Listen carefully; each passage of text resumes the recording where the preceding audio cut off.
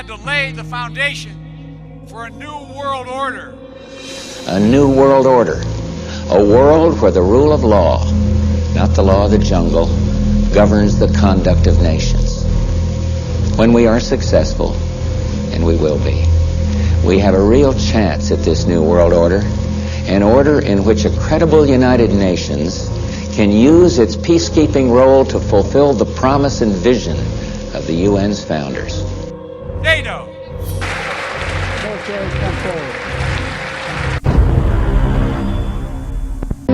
When the Japanese attacked Pearl Harbor, our west coast became a potential combat zone. America's worst nightmare became a reality. Terrorists attacked sites in New York City, Pennsylvania, and Washington, D.C. And the people who knock these buildings down will hear all of us soon. Perhaps we need some outside universal threat. I occasionally think how quickly our differences worldwide would vanish if we were facing an alien threat from outside this world. Was supported by National Guard and Reserve units from every state in the Union, including Iowa. Head of the police in Los Angeles, a good man. I hear a good man, but he was actually saying we really did need this help. It had gotten away from them. It had long gotten away. And we gave it to him.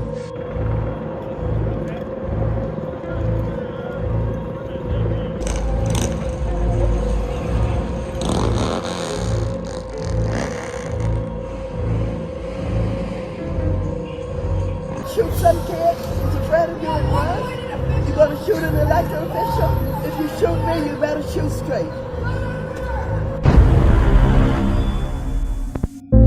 As you pointed out, the Federal Reserve Bank is the American arm, the central bank of the United States, the American arm of something called the Bank for International Settlements in Basel, Switzerland, and it exists in violation of this document, which is the law. And I think to answer your question quickly, the reason the government does not enforce the law is because the government is controlled by the bank. It's a Rothschild banking cartel, and the Rothschilds have been in control for hundreds of years.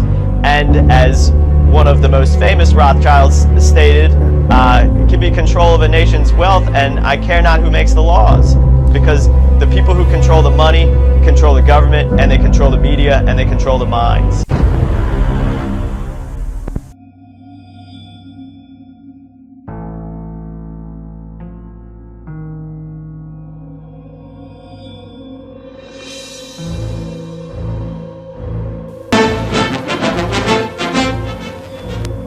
Military authorities therefore determined that all of them, citizens and aliens alike, would have to move. This picture tells how the mass migration was accomplished. Neither the Army nor the War Relocation Authority relished the idea of taking men, women, and children from their homes, their shops, and their farms. So the military and civilian agencies alike determined to do the job as a democracy should. The Army provided fleets of buses to move the people to assembly centers. Behind them, they left shops and homes they had occupied for many years. Their fishing fleets were impounded and left under guard. They were taken to racetracks and fairgrounds where the Army almost overnight had built assembly centers. They lived here until new pioneer communities could be completed on federally owned lands in the interior. Meanwhile, in Arizona, Utah, Colorado, Wyoming, and elsewhere, quarters were being built where they would have an opportunity to work. Meanwhile, in areas away from the coast and under appropriate safeguards, many were permitted to enter private employment, particularly to work in sugar beet fields where labor was badly needed. Now, this brief picture is actually the prologue to a story that is yet to be told. The full story will begin to unfold when the raw lands of the desert turn green, when all adult hands are at productive work on public lands or in private employment, and when the disloyal, we hope, have left this country for good. In the meantime, we are setting a standard for the rest of the world in the treatment of people who may have loyalties to an enemy nation. eventually taking these individuals to Alligator Alcatraz.